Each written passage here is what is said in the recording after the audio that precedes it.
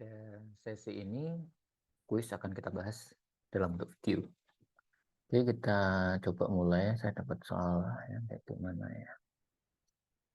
Oke, mari kita cek pertanyaan pertama. Yang pertama, verifikasi atas legitimasi bonus karyawan dan CEO. Ya, berarti tidak hanya karyawan ya, tapi juga CEO-nya. Yang belum dibayar pada akhir tahun dapat dilakukan dengan membandingkan akrual yang dicatat ya, dengan jumlah, berarti akrual itu artinya gaji itu kan biasanya dibayarkan di awal periode atas gaji pekerjaan pada periode sebelumnya. Makanya dia harus dicatat dalam bentuk akrual. Nah, mencatat akrual itu biasanya mengakui adanya biaya gaji atau beban gaji, juga adanya hutang gaji, di mana hutang gaji itu harus dibayarkan di periode selanjutnya. Oke. Nah, akrual tersebut kita bandingkan dengan berarti akrual itu satu yang terotorisasi dalam notulen rapat direksi. Bisa, kita lihat dulu yang lain, tidak ada yang benar, dibayar pada periode berikutnya. Jumlah yang dibayar pada periode berikutnya, pada periode berikutnya sudah ada belum? Oh, sorry, bisa.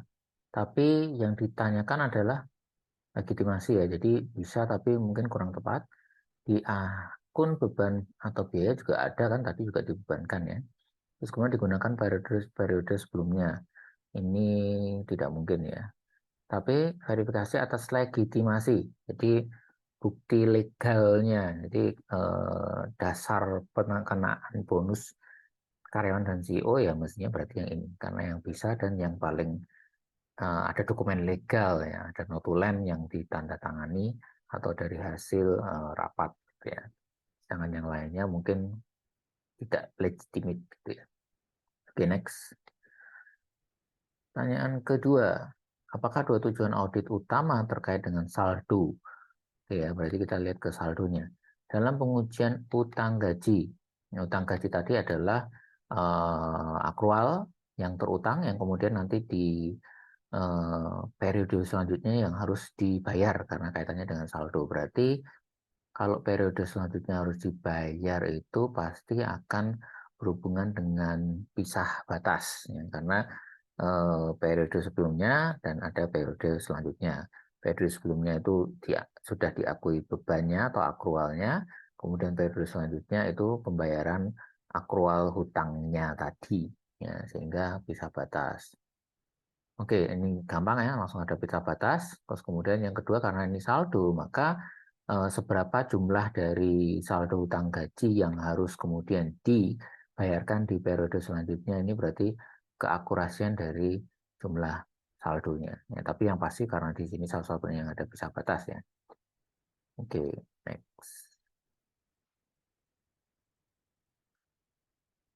Nah, yang ketiga, prosedur pengujian rinci atas saldo yang mengharuskan auditor untuk melakukan pengujian lebih rendah biaya atau harga pasar, lokom, harga jual, dan keusangan.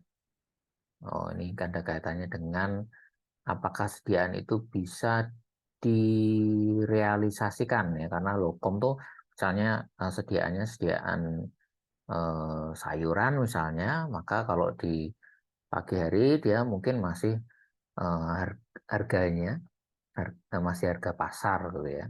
Tapi begitu sudah mulai menjelang sore, mungkin dia jauh lebih kecil daripada harga pasar, ya. Seperti itu untuk harga jualnya. Terus kemudian harga jualnya itu sendiri, harga jual adalah harga yang bisa direalisasikan atau bisa terjual. Terus kemudian keusangan. Keusangan itu berarti misalnya ada sediaan yang sudah usang, maka harga jualnya pasti akan mengurangi harga jual yang ada di pasar ya. Sehingga ini kaitannya dengan tadi saya sudah sebutkan ya, realisasi dari sediaan itu menjadi aset ya, kas bisa atau piutang bisa tergantung penjualannya. Berarti nilai realisasi ini. Oke, next. Dalam menilai persediaan, auditor harus mempertimbangkan semua faktor berikut kecuali menilai persediaan. Oke, kita cek satu-satu. A. Persediaan harus dinilai berdasarkan nilai terendah antara kos dan harga pasar. Ya, pasti benar karena pakai lokom. Metode penilaian harus sesuai dengan kerangka pelaporan keuangan SHK. Ya, ya juga. Kalau tidak ya tidak wajar dong. Kok tidak sesuai? Semua persediaan harus dinilai dengan menggunakan metode penilaian yang sama berdasarkan kerangka pelaporan keuangan SHK. Oke, bentar. Menggunakan metode penilaian yang sama. Oke, ini agak diraukan. Nanti kita cek dulu. Metode penilaian harus diterapkan secara konsisten. Ya, ini jelas ya. Dari tahun ke tahun ya harus konsisten ya, tidak boleh dirubah begitu saja. Kalau ada perubahan nanti akan ada istilahnya efek atau dampaknya terhadap laporan keuangan ya. Sehingga kemungkinan kalau ada perubahan kebijakan akuntansi dalam ini adalah metode penilaian sediaan, maka akan muncul yang namanya paragraf tambahan atau paragraf penjelas. Semua benar. Oke, nah, ini mungkin yang perlu dicek di sini. Harus dinilai dengan menggunakan metode penilaian yang sama untuk semua persediaan. Nah, ini hati-hati ya, karena persediaan itu kan jenisnya bisa berbeda ya. Mungkin ada sediaan yang jenisnya itu untuk retail, tapi ada juga sediaan yang jenisnya itu untuk produksi, misalnya bahan baku. Kalau retail mungkin hampir, retail pun mungkin ada retail yang sediaannya cair, ada yang sediaannya berupa fisik, dan lain-lain ya, sehingga baik retail maupun manufaktur kalau jenis sediaannya berbeda mungkin penilaiannya juga bisa berbeda ya. Nah, meskipun metode penilaiannya itu berbeda-beda untuk jenis sediaan yang berbeda, tapi tiap tahun harus konsisten sehingga yang D ini tetap benar ya, tapi yang C ini sepertinya jawabannya. Oke, next. Pertanyaan kelima, tes akan kecukupan pengendalian fisik atas bahan baku. Pengendalian fisik ya, kecukupan. Berarti kalau ada fisiknya pasti harus diobservasi ya. Bahan baku, barang dalam proses, dan barang jadi. Oke, kecukupannya saja kita cek. Berarti kaitannya dengan berapa kali atau seberapa banyak pelaksanaan pengendalian fisik yang terjadi gitu ya.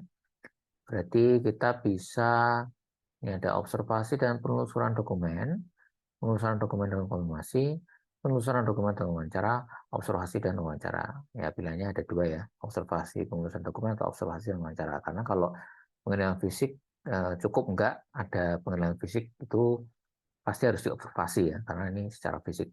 Terus kemudian yang kedua, observasi itu biasanya opsi setelah kita melakukan prosedur pengujian, ya bisa penelusuran dokumen atau wawancara. Nah, tapi kalau kaitannya dengan pengendalian fisik, mestinya ya ini cukup dengan melakukan wawancara. Ya, jadi kita tanya, ada nggak sih pengendalian fisik? Pengendalian fisiknya seperti apa aja?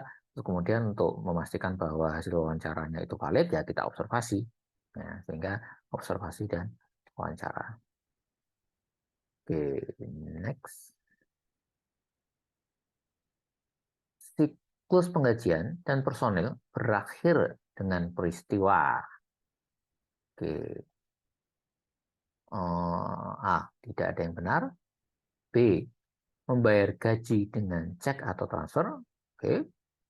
C. Mewawancara calon karyawan. Oh, ini awal-awal banget malah. Mempekerjakan karyawan baru. Tidak. Karyawan mengumpulkan permintaan pembayaran atas kerja yang telah dilakukan. Oh, tidak. Ya, ini ya. Jelas. Setelah dibayar, ya siklus berakhir.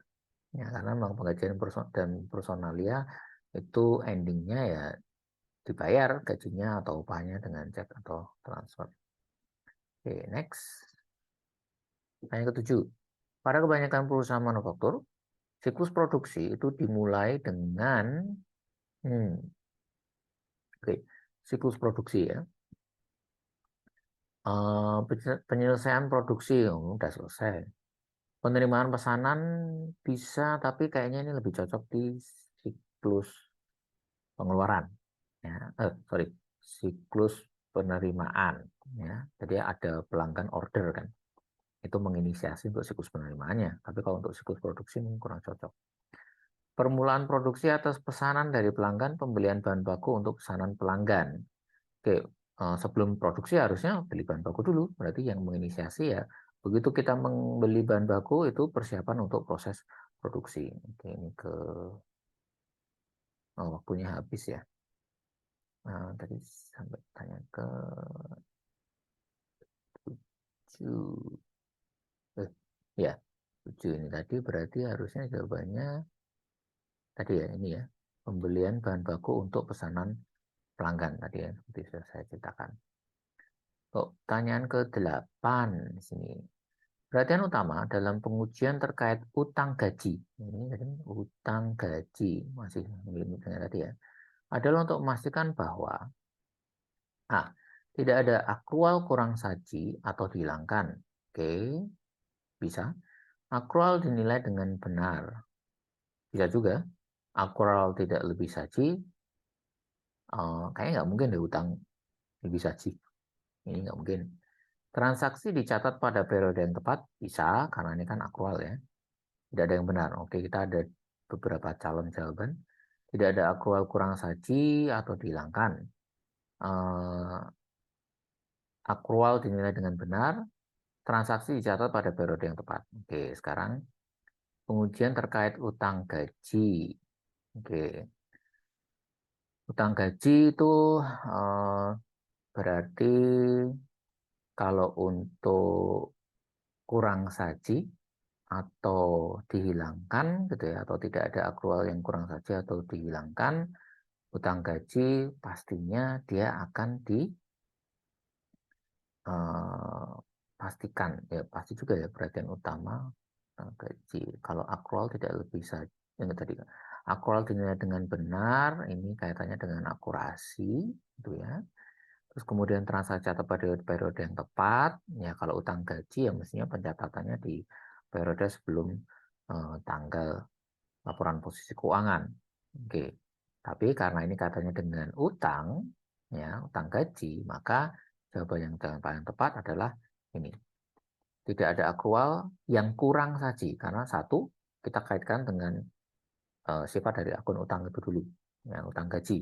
Dimana akun utang itu pasti punya sifat atau resiko bawaan understated gitu ya, atau bahkan kalau bisa dihilangkan. Nah, karena kita tahu sifat dari utang, ya hampir semua utang ya, termasuk utang gaji, maka ini jadi perhatian utamanya dibandingkan dengan yang ini sebenarnya benar ya, tapi mungkin tidak yang paling utama. Ini juga benar, tapi bukan yang paling utama. Ya. Oke, next ke-9. Untuk menjamin adanya pemisahan tugas yang tepat, siapakah yang harus menjaga master file persediaan perpetual? Perpetual itu kan modelnya kalau ada sediaan dibeli itu akan mempengaruhi akun sediaan secara langsung, gitu ya. Dan kalau ada sediaan dijual itu akan langsung dicatat sebagai cost of goods sold atau HPP. Ya, jadi akun sediaannya itu naik turun seiring dengan adanya transaksi pembelian sediaan maupun penjualan sediaan secara langsung. Tidak perlu menunggu seperti metode periodik ya, harus menunggu akhir periode, terus kemudian sediaan dalam gudang itu harus harus dihitung terlebih dahulu gitu tidak ya, sehingga kita bisa memonitor sediaan kalau pada metode perpetual itu langsung oleh akuntan kan berarti karena yang nyatet kan akuntan berarti personel akuntansi di sini.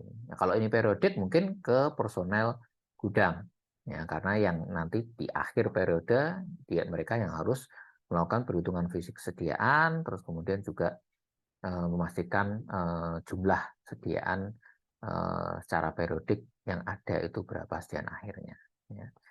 Nah, pertanyaan terakhir, manakah yang dianggap paling kurang penting? Berarti ini sebenarnya penting tapi kurang, gitu ya. Berkenaan dengan kontrol atas proses penggajian. Sebuah mesin penandatangan cek tidak boleh digunakan untuk menggantikan tanda tangan manual. Oke. Distribusi cek gaji harus dilakukan oleh seseorang yang tidak terlibat dalam fungsi penggajian lainnya. Oke, ini pemisahan fungsi dan jabatan ya. Ini juga penting. Orang yang berwenang untuk menandatangani cek gaji seharusnya tidak terlibat dalam penyusunan dalam daftar gaji. Ini pemisahan fungsi dan jabatan juga penting. Cek gaji yang tidak diklaim harus segera kembali untuk disetorkan ke bank kembali. Ya ini juga penting karena kalau tidak nanti akan menjadi cek yang beredar, ya artinya tidak segera diambil, ya tidak segera diambil. Nah kalau ceknya itu tidak segera diambil, dia cek ini bisa dicairkan oleh orang yang tidak berotorisasi gitu ya, oleh orang yang seharusnya tidak menerima misalnya. Sehingga ini juga penting, penting semua ya. Tapi mungkin kalau dilihat dari sini yang kurang kurang penting adalah ini ya. Sebuah mesin penandatangan cek tidak boleh digunakan untuk menggantikan tanda tangan manual. Sekarang kan sudah bisa pakai tanda tangan digital ya, apalagi UU ITE juga menyatakan itu sah ya, secara legal. Sehingga mestinya nggak masalah ya pakai mesin gitu ya. Dan bayangkan kalau karyawannya ada puluhan ribu dan hanya satu orang manajer yang suruh nanda tangan cek, wah ya mendingan pakai mesin ya. Cuman memang mesinnya sendiri juga harusnya dikendalikan ya. Artinya yang punya otorisasi menggunakan mesin itu siapa, jadi tidak boleh sembarangan orang menggunakan mesin tadi ya. Tapi itu kan pengendalian berbeda. Jadi kalau kalau pun seperti itu ya ini jadi yang paling kurang penting ya yang A. Oke, kayaknya itu aja untuk pembahasan kuis. Kalau ada yang masih kurang paham, silakan ya kalian posting di forum diskusi.